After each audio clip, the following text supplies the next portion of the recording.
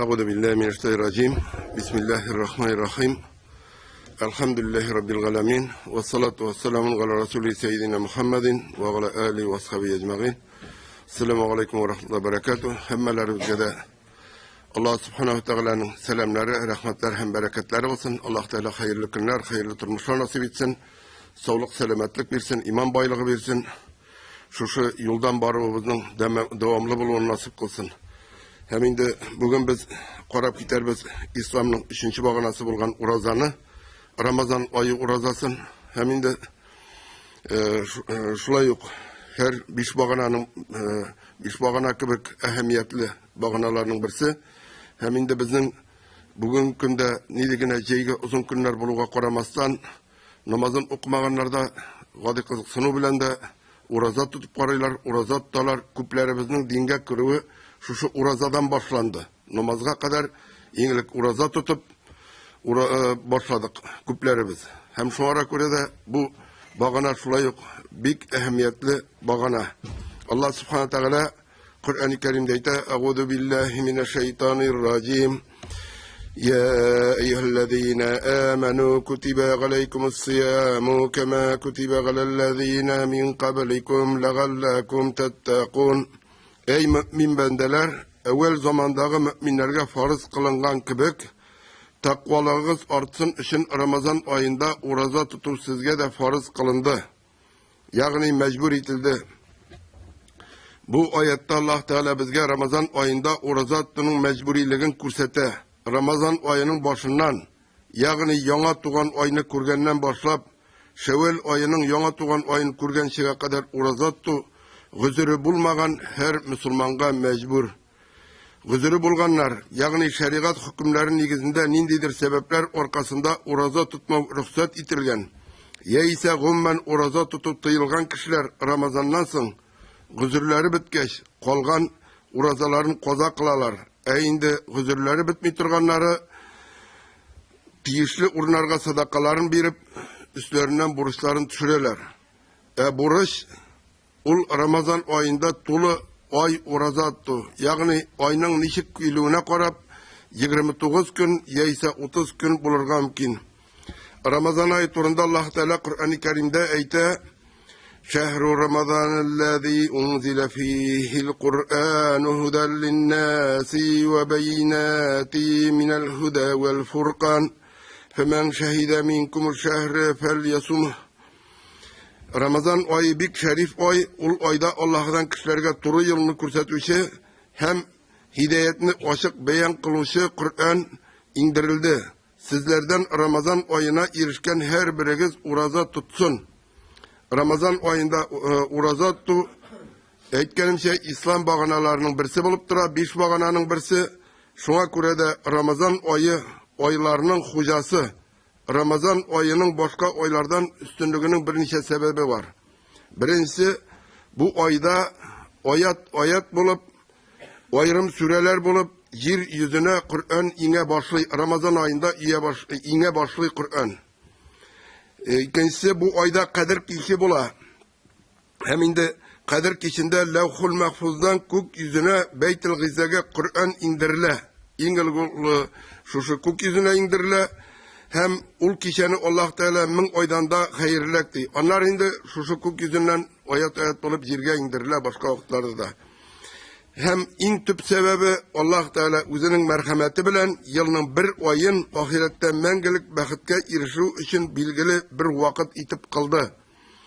Üzerine verilgen mümkünlükünü dürüst anlagan Müslümanlar bu ayda turmuşlarını Kur'an'a hem sünnetgegine toyanıp alıp barıga tırşalar. Hem şulay etip Ramazan ayının ertesine kadar uluk ecir sevaplarga hem günahlarının kişirülerine erişeler. Şuşlarını anlagan her kişi Ramazan ayında sebepsiz bir güne günde urazasını kaldırmaz. Peygamberimiz sallallahu aleyhi ve sellem eyte ben aftara yevmen min Ramazana min gayri ruhsatin ve la maradin lem yakzi ganhu savmud dehri kullihi ve in samahu. Ebu Hureyre radıyallahu anh rivayet kılınan Peygamberimiz sallallahu aleyhi ve sellem etti. Bir kişi sebepsiz Ramazan ayında hatta bir güne günge urazasın üssü Яңадан гомере буе ураза тутса да, ул аны кайтара алмас ди. Аллаһ Тәгалә инде алда әйтеп киткән Коръән аятларында тақвалагыз артсын өчен Рамазан айында ураза тутуга фарыз кылынды ди. Һәм шушы аят белән безгә ураза тутуның фарызлыгын гына түгел, бәлки сәбәбен дә аңлата. Аның сәбәбе тақвалыкны арттыру. Тақвалык ул Аллаһ Тәгаләгә булган ышаныч, Аллаһ Тәгаләне ярату, Аллаһ Тәгаләнең җәннәтен өмид итү һәм Аллаһ Тәгаләнең җәзасыннан курку.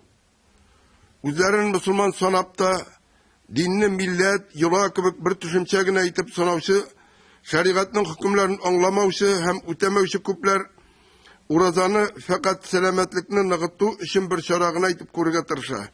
Әлбәттә, Рамазан айында ураза тотуның тәңгә файдасы бар. Чөнки кеше ел буе үзенең ни ашаганы белән һәм ничек ашаганы белән кызыксынмый, һәм шулай ук ул үзенең ни сөйләгәненә һәм ничек сөйләгәненә дә игътибар итмый. Гомумән алганда, адәм баласы үзенең тормышына, яшәү рәвешенә битараф. Нәтиҗәдә адәм баласының сәламәтлеге дә начарлана, нервысы да какшый, һәм иң әһәмиятлесе динсез җәмгыятьтә иманы зәгыйфләнә. Пәйгамбәрбез саллаллаһу алейһи ва саллям әйтә: "Ликулли шәйин закатун ва закатул җасади сиям", һәр нәрсәнең закаты бар ди. Тәннең закаты ураза ди. Закат паклаучы дигән, һәр нәрсәнең паклаучысы бар, тәннең паклаучысы ураза ди. Һәм инде әйткәнемчә, ураза тотып әлбәттә тән паклана. Әмма бөтен уразаның мәгънәсен тәнне сәламәтләндерүгә генә калдыру хаклыкка туры килми. Ураза ул тәнне сәламәтләндерү өчен генә өстебезгә йөкләтелгән гамәл түгел. Тәннәребезгә тузлар утырган кебек, безнең күңелләребез дә пычрана, начар гадәтләребез дә арта, иманыбыз зәгыйфләнә. Пәйгамбәрбез саллаллаһу алейһи ва саллям әйтә: "Мен лам ядак каула зури ва гамала биһи, фалайса лиллаһи хаҗатун фи ан ядага тагамаху ва шарабаху." Бер кеше ялган сүзне куймаса, ди Пәйгамбәрбез саллаллаһу алейһи ва саллям әйтә, һәм аның белән эш кылса, ул кешенең ашамый, эчми тору Аллаһ Тәгаләгә һич кирәк түгел. Рамазан айын кеше ашау ичүдән һәм якынлык кылудан сакланып кына түгел, бәлки бөтен начар гадәтләрдән тыелып үткәрә. Шуңа күрә дә ураза тоткан кеше Рамазан айыннан үзгәреп, тәне генә түгел, бәлки күңеле дә пакланып, сихәтләнеп чыга, иманы ныгый. Рамазан айына кергән һәр беребез булдыра алган кадәр яхшы якка үзгәрергә тырышыйк. Булдыра алган кадәр сабырлыкка омтылыйк. Рәнҗетүләргә түзик, бер-беребезнең начар якларын күрмәскә тырышыйк. Пәйгамбәрбез саллаллаһу алейһи ва саллям әйтә: "Адәм баласының һәр гамәле үзе өчен, һәр изгелеккә 10 савап, хәтта 700-гә кадәр арттырылыр." Аллаһ Тәгалә әйтте: "Уразадан башка, чөнки ул минем өчен һәм аның җәзасын да, ягъни савабын үзем бирермен." Ягъни 700-дән арттырып мәгънәсендә. Адәм баласы минем өчен ризыгын, хатынын калдыра. Ураза тотучыга ике шатлык: берсе ифтарда, ягъни авыз ачканда, икенчесе үзенең Раббысы белән очрашканда. Һәм ураза тотучының авызыннан килә торган ис Аллаһ Тәгалә каршында иң яхшы хушбуй исеннән дә яхшырак. Безнең уразабызны чынлап та Аллаһ Тәгалә бер үзе генә кабул итә һәм аның сифатында бер Аллаһ Тәгалә үзе генә билгели. Кеше ураза тутмаса да тоттым дип йөрергә мөмкин. Ураза тутса да харам гамәлләрдән, харам ризыклардан сакланмаска мөмкин. Шуның өчен дә Аллаһ Тәгалә кеше уразаны минем өчен тота һәм җәзасын да үзем бирәмен ди. Монда җәза дигән сүзне теге безнең инде куллашта була торган җәза дип кабул итәргә кирәк түгел, савап дип кабул итәргә кирәк, савабын да үзем бирәмен ди. Һәм инде бу сүзне сез инде күп кенә ниләр укканда ишетерсез, җәзасын дигәнне җәзаны һәр вакыт җәзалау белән генә кабул итәргә кирәк түгел. Уразаларыбыз Аллаһ Тәгаләнең мәрхәмәтен, ризалыгын өмет итеп кенә башкарылырга тиеш. Аллаһ Тәгаләнең ризалыгын өмет итеп башкарылган гамәлләр генә безнең иманнарыбызны куәтли ала. Безнең тормышның мәгънәсенә килгәндә исә ул фақат тақвалык белән генә билгеләнә. Тақва мөэминнәр генә дөньяда да, ахирәттә дә бәхетле булалар. Ул бәхет дигән нәрсә бик чагыштырмача. Бер кеше бәхет дип санаган нәрсә икенче кешегә кутышкыч газап булып тоелырга мөмкин. Шушы тормышка гына күз салсак та, барыбыз өчендә бер үк шартлар, кыямәт көнендә теге аңарга шулай, моңарга булай дип әйтмәсен өчен Аллаһ Тәала бөтенебезгә дә бер шартлар тудырган, бөтенебез бер нидә шушы бер мөхиттә яшибез. Һәм инде шушында да кемдер бөтен гаиләсе үлеп тә сабырлык күрсәтә. Аллаһ Тәала шөкер итә. Күргән бар шушында килеп, мәчеткә килеп, садака биргән, дуга кылган кешеләрне күргән бар. Менә шул үлде, бу үлде дип гаиләләрен инденгән. Әлдә Аллаһның рәхмәте ислам динендә булдым дип әйтәләр инде. Һәм инде кемдер инде ниндидер юк кына дөнья малы өчендә кара кайгыга төшеп, бөтен кешегә зорланып йөри. Иманы көчле, тәкъва кеше аңлый, дөньядагы барча мал, байлык, хәтта гаиләләребез дә Аллаһ Тәгаләнеке. Аллаһ Тәгалә бирә, безгә балаларыбызны да Аллаһ Тәгалә бирә, һәм инде байлыкны да Аллаһ Тәгалә бирә. Аллаһ Тәгалә бирмәсә, бер әйбердә булмый. Бала да ир белән хатын булган өчен генә тумый. Бүген көндә 40%-ка якын гаиләнең баласы юк. Ире дә бар, хатыны да бар, әмма баласы юк. Һәм инде шулай ук байлык та күреп торабыз, байлык эчендә йөзәбез, зарланудан туктамыйбыз. Инде карасак бүген көндә менә шушы тынычлыкка җәмгыятьтә бара торган шөкер итү юк. Инде карыйбыз, башка илләргә ана шартлаулар, ниләр бара, әлхәмдүлилләh дип үзебездә менә шушы тынычлыкны сакларга кирәк инде. Һәм инде менә шушы бөтенесе Аллаһ Тәгалә бирүдән тора, һәм кешенең дөньяга булган мөнәсәбәтенә карап билгеләнә. Кеше канәгать икән, димәк ул Аллаһ Тәгалә шөкер итүчеләрдән.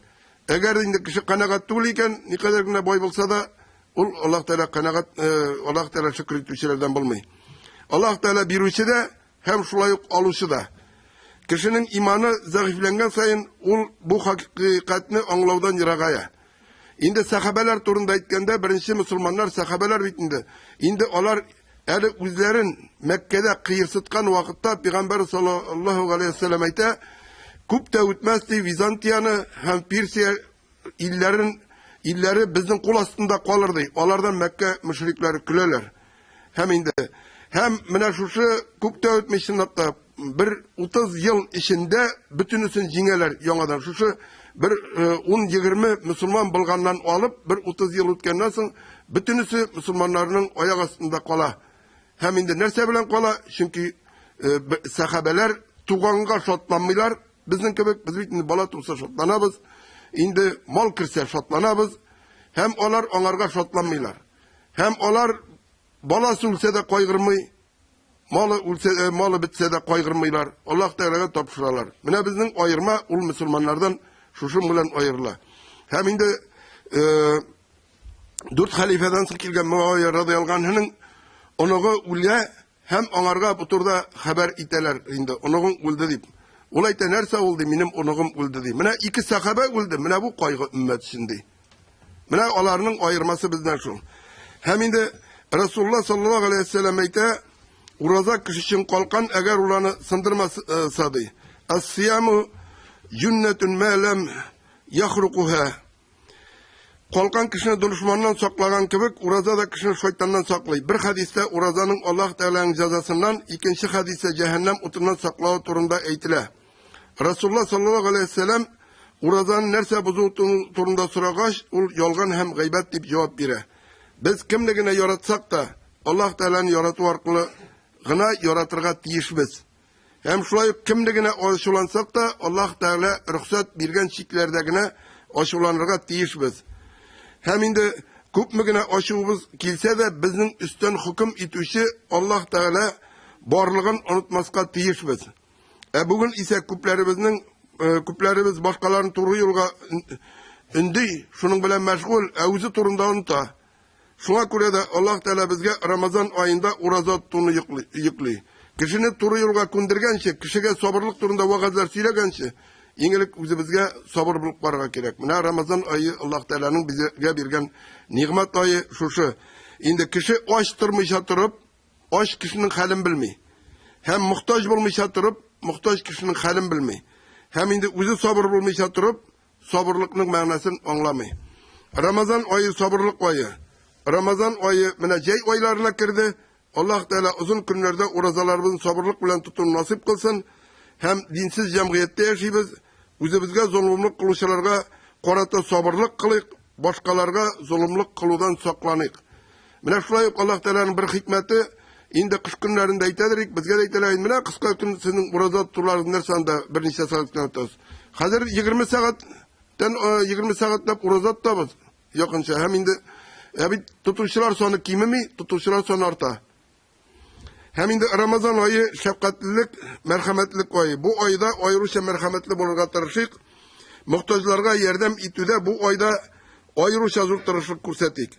Meşit medreselerine yardımlarımızı arttırık. Ota-onalarımızga bulgan terbiyemizni örnek bulurluk derecede küterik. Bir-birimizge merhametli buluk. Mine şu Ramazan ayına kirgeç, indanda şeytanlar buğada bula. Hem indi şu ayda bir tırışıp qarıga kir. Eden balası tırışıp qarıga deyir. Şuna göre de bu ayının indi məğnəsi mine şu kişinige bir ay berile, rahmet ettir berile. Şu ayda mine şın nişik miminelitim itmine. Birinci Müslümanlar nişik bilgan deyip. Tırışıp qarık şulay ettirip. Ota-analarımızga yakın bulup. Bir kimge aşulanmışa, bir kimge bütün kişini ihtiram etip, balalarımızga dürüst terbiye verip, muhtaçlarga sungu tiyini biz ne bulsa da birip, onlar bir tane muhtaç, biz bir tane Ramazan nasıl da şey alabız deyip. Şunday fikirler bilen ötkersek, mine onlar onun neticesini kurabız Ramazan aslında. Ebu Hureyre'den rivayet kılınan Resulullah sallallahu aleyhi ve sellem aytti. Ramazan ayında ümmetime bir türlü hasiyet verildi. Onlar ondan ilik bulgan ümmetlerge verilmeyen idiler. Uraza kişinin ağzından kilgen is Allah Teala karşında yeferden de hoş islerek. Ul ümmet ağız açkanga kadar ferişteler olar için yorulkavını sorarlar. Ramazan ayında şeytanlarının güçlüleri beylenir. Ramazan ayı bitkenge kadar ul şeytanlar kutulmazlar. Allah Teala özünün cennetin her gününü bizer hem cennetke eytir. Benim izgi bendelerime yakınay. Olar dünya meşakkatlerini toşlap sina kilirler. Oktık kişide onların günahları yorulkanır. Sahabeler ettiler. Ey Resulullah, ul kişi kadir kişi tügül mü? Resulullah sallallahu aleyhi ve sellem etti. Yok, işi bitken nasıl işçiye hizmet hakkı tülene bitti. Sınıfta hizmet hakkı kilişini tulusu bilen ütegen, yüz üstüne algan işlerin işlep bitirgen kişiye yine tülene. Kimgedir anda İsa olan deyip olayken, fundamentin salganlasın bir kimde akçasını çıkarıp vermeyi. Şunun kebek Ramazan ayında urazattu bizim üstümüzge yükletilgen farz gamel. Hem ul tulusu bilen ütelgendegine hizmet hakkı bizge tulusu bilen tülenirge mümkün. Hizmet hakkı bulup Allah Teala'nın rahmeti vaqda etilgen cennettir. Bu ayda Allah Teala bizge şunday fırsat bire. Zor mümkünlükler tudura. Hatta eden balasın kuturtuşu turu yoldan yazdırıgat umtuluşu şeytanlar buğaulanalar. Ferişteler eden balası için dua kılalar. Onun fakat üzerine tırışlık kursattığı gerek. Hem tırışlık kursattığı da ona bir kimde kumaşı olamı girsince ona yardım etile. Onun için dua kılına. Bu ayda hatta cennet ışıkları açılıp cehennem ışıkları yabıla. Bu ayga erişkenlerimiz buldura olan kadar iktibarımızı dünyadan alıp Rabbimizge yöneldirik, ibadetimizni arttırık. Çünkü Rabbimizin özünün bu ayda iktibarı bizge yöneldirilgen bula. Bu ayda dualarımızı arttırık. Çünkü bu ayda dualar kabul bula. Peygamberimiz sallallahu aleyhi ve sellem eyte Etâkum Ramazanu şehru bereketin yugnikumullahu fihi فينزل الرحمة ويخط الخطايا ويستجيب فيه الدعاء ينظر الله إلى تنافسكم ويباهي بكم ملائكة فأروا الله من أنفسكم خيرا فإن الشقي من خرم فيه رحمة الله عز وجل. Ubade radıyallahu anh'dan rivayet kılına Ramazan'a yakınlaşıp kiloşuk günlerinin birisinde Resulullah sallallahu aleyhi ve sellem aytti. Bik bereketli bulgan ay Ramazan ayı yakınlaştı. Bu ayda Allah Teala'nın iktibarı sizge yönelgen. Ul sizge özünün rahmetin indire. Günahlarını gafu ite. Dualarını kabul ite. Allah Teala sizin en yakşı işlerge umtulularınızga koruy. Hem ferişteler olduğunda gururlana. Şulay bulgaç Allah Teala'ga yakşılık amellerini kursettigiz.